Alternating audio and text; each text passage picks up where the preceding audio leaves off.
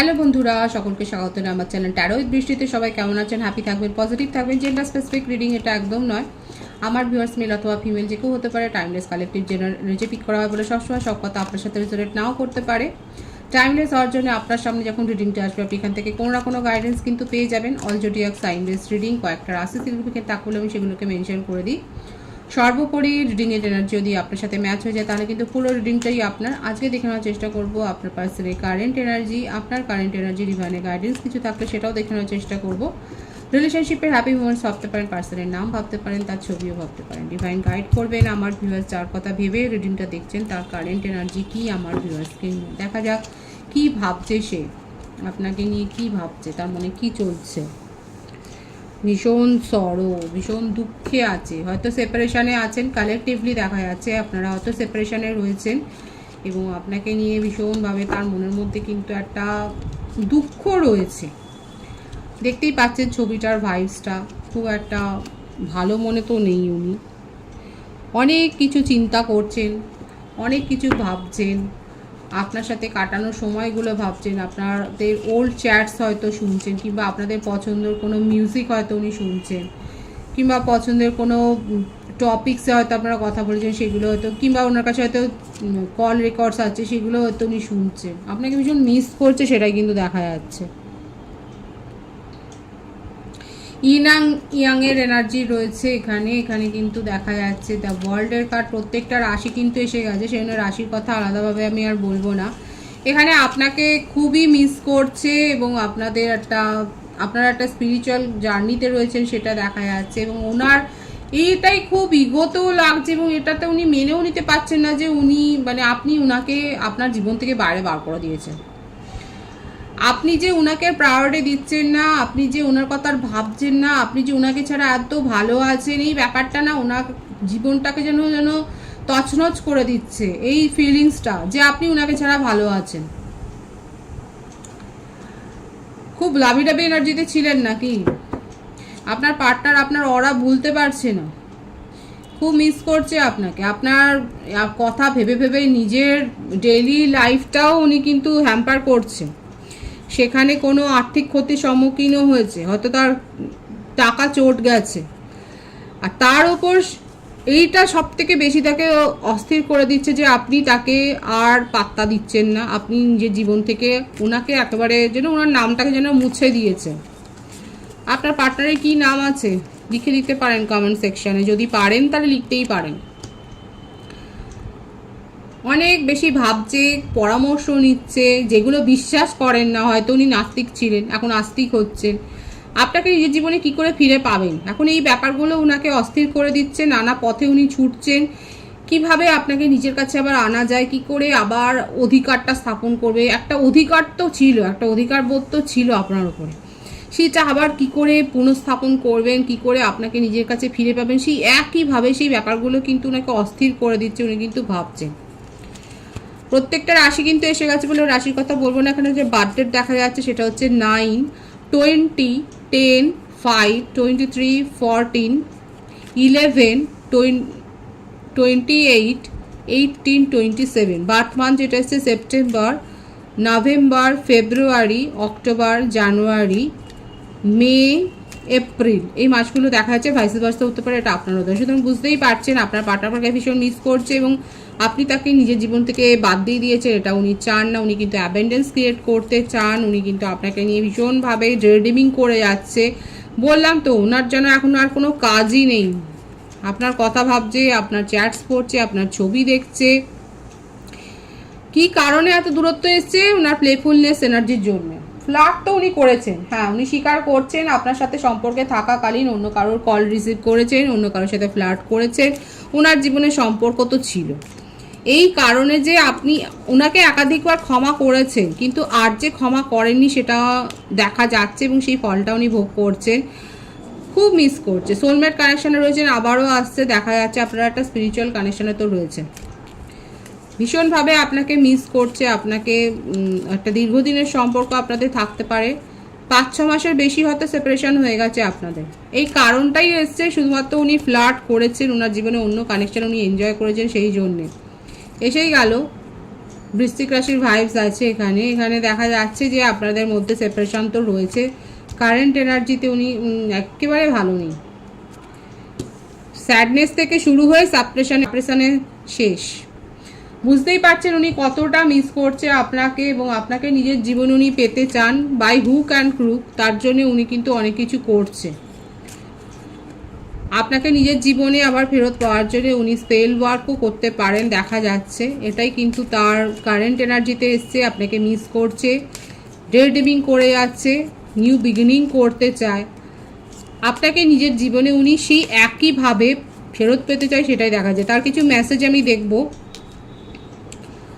Reciprocity, I want to have equal give and take, এই ব্যাপারটাই এলো আবার। উনি জানেন যে উনি আপনাকে পাত্তা দেননি, সম্পর্কের শুরুতে উনি আপনাকে অ্যাভয়েড করেছেন, এখন সেই ফলটা উনি ভোগ করছেন এবং সেইটা উনি দূর করতে চান। সেই কারেকশানটা উনি করতে, যে ভুলটা হয়ে গেছে সেটা কারেকশান করতে চায়। I want to tell you the truth, উনি নিজের মনের কথা যেগুলো হাইড করে গেছেন সেই কথাগুলো উনি প্রকাশ করতে চান। I am afraid it's too late to take action, ওনার মনে হচ্ছে উনি হয়তো খুব স্লো ছিলেন, হয়তো উনি ভাবতেন যে আরে সব ঠিক আছে, কারণ আপনি অনেক বেশি হয়তো কেয়ার গিভার ছিলেন, অনেক প্যাম্পার করেছেন এবং সেই জন্যে উনি আপনাকে টেকেন ফর গ্রান্টেড নিয়েছিলেন। কিন্তু এখন আপনি এতটা দূরে চলে গেছেন উনি ভাবতে পারছেন না। এখন ওনার মনে হচ্ছে যে অনেক দেরি হয়ে গেল না তো অ্যাকশান নিতে গিয়ে। Forgiveness, I am struggling to get over the past, যা অতীতে ভুল করেছিলেন সেইখান থেকে নিজেকে বের করে আনবার উনি প্রাণপণ চেষ্টা করছেন। ডিসঅনেস্টি, স্বীকার করছেন যে উনি ডিসঅনেস্ট ছিলেন আপনার সাথে সম্পর্কে থাকাকালীন, যে উনি যে ডিসঅনেস্টি দেখিয়েছেন সেটা উনি জানেন। Habits, I don't know if we will ever change, এবং উনি এটাই বুঝতে পারছেন না যে আপনি যেভাবে তার জীবনে জড়িয়ে গেছেন সেখান থেকে উনি কি আর বেরোতে পারবেন। উনি যে সাবোতাজ করছে, দেখুন একটা জিনিস এখানে বারবার আসছে, উনি কিন্তু জানেন যে উনি কি ভুল করেছেন এবং সেটা নিয়ে তার মধ্যে কিন্তু রিগ্রেট আছে, এবং উনি কিন্তু একটা সেকেন্ড পার, উনি কিন্তু চান্স চান, হোল্ডিং ব্যাক, সেই একই ডে ড্রিমিং এর ব্যাপারটা, মানে ভুলটা শুধরে নিয়ে যে উনি আপনার সাথে একটা প্যাচ আপ করতে চান, এটা কিন্তু তার আন্তরিক একটা ইচ্ছা মনের কিন্তু দেখা যাচ্ছে, একটা আন্তরিক কিন্তু ডিজায়ার কিন্তু এটাই কিন্তু দেখা যাচ্ছে যে উনি কিন্তু চাইছেন। ডে ড্রিমিং এত করছে, আপনাকে এত মিস করছে, উনি বুঝতে পেরেছেন যে আজকে যে সিচুয়েশনটা তৈরি হোক না কারণ তার কারণেই তৈরি হয়েছে, এবং সেই জন্যেই কিন্তু উনি আপনার কাছে আবার ফিরে আসতে চাইছেন, কারণ আপনাকে ছাড়া উনি একটুও ভালো নেই। আপনি তার জীবনের নিঃশ্বাস প্রশ্বাসে যেন জড়িয়ে গেছেন। আপনার কারেন্ট এনার্জি দেখবো যে উনি এতটা ভেঙে পড়েছেন, আপনি কি ভাবছেন?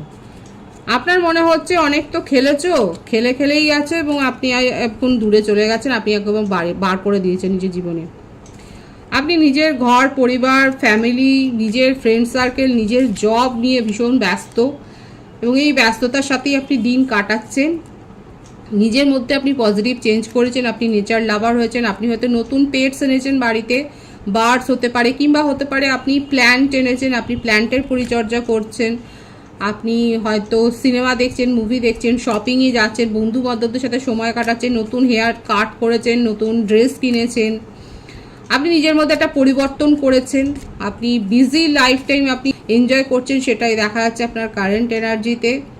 পজিটিভনেস ছিল যেটা, সেটা আপনি নিজের জীবন থেকে এখন বাদ দিয়ে দিয়েছেন। আপনার মনে হচ্ছে এরকম একটা মানুষকে নিয়ে জেলাসি, পজিটিভনেস থাকাই উচিত নয়, যে ভ্যালু করতে জানেন না। মাঝে মাঝে দেখুন মানুষের মন, মাঝে মাঝে আপনি ভাবেন তার কথা, সেই পুরনো দিনগুলোর কথা আপনিও ভাবেন, কারণ হায়ার সোলমেট কানেকশনে আপনারা রয়েছেন, ভাববেন তো ঠিকই, মাঝে মাঝে ভাবেন, কিন্তু নিজেকে জোর করে সেখান থেকে বের করে এনেছেন। আপনার কারেন্ট এনার্জিতে কিন্তু এটাই দেখা যাচ্ছে যে উনি যা করেছেন, উনি যতটা আপনার সাথে, আপনার মনেই হচ্ছে যা মাইন্ড গেম করেছেন, ম্যানিপুলেশন যা করেছেন করে নিয়েছেন।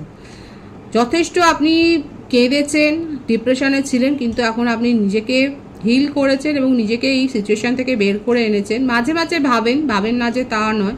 আমি দেখবো যে আপনার পার্টনার আপনার সাথে যোগাযোগ করলে আপনি কি করবেন, কারণ এই জন্যই ওনার মনের মধ্যে এত নেগেটিভ ফিলিংস, একটা গিল্ট ফিলিং। আমি দেখবো যে আপনি কি করবেন উনি যোগাযোগ করলে।